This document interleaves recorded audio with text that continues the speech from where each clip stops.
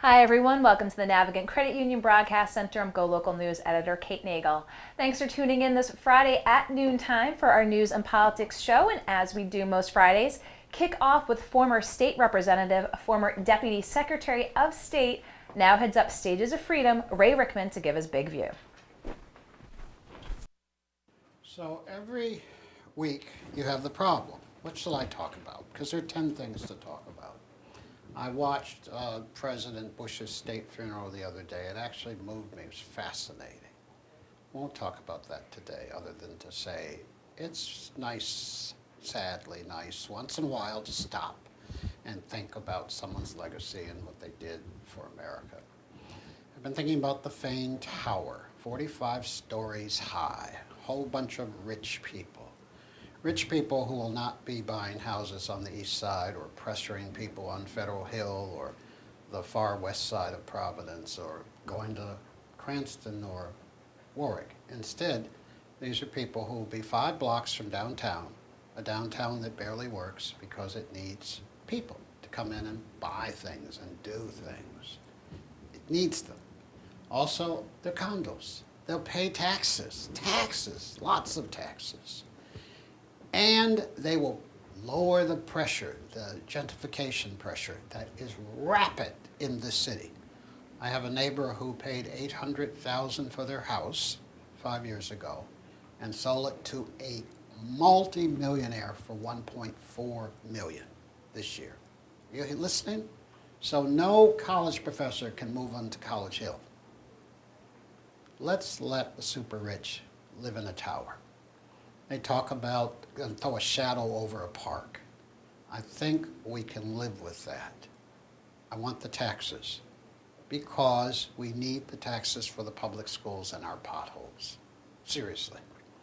The other thing that I've been talking about for the last 2 weeks, and I've just written an op-ed on it, is the state of our schools. And I want us to get angry about this, get connected to it, begin to deal with the issue. And what I'm saying lately is, let's do the easy things, and then let's do the middle things, and then let's do the difficult things. And again, people have this belief, all these low-income children, these children of color are pulling the system down. No, they're not. The caregivers are not pulling them up. That's what's going on here. Now, we see in places like Lowell, Mass, that they're doing so much better. So people keep saying, what do we do? Go copy. You know, when you get ready to build a better car and you're an automotive company, you go over to the other company and you steal the engineer that is building the better car. That's how simple it can be. The Chinese steal our means of production. And then, boom, they're equal or even better than us, because sometimes new is better than the old thing you've been doing. Are you with me? We need some leadership. We need some leadership to save our children's lives. And by lives, I mean to lift them up. Lift them up. So I'll give one little example of something I'd like to see. I work for 16, 17 Latino kids, all teenagers, 14, 15 years old.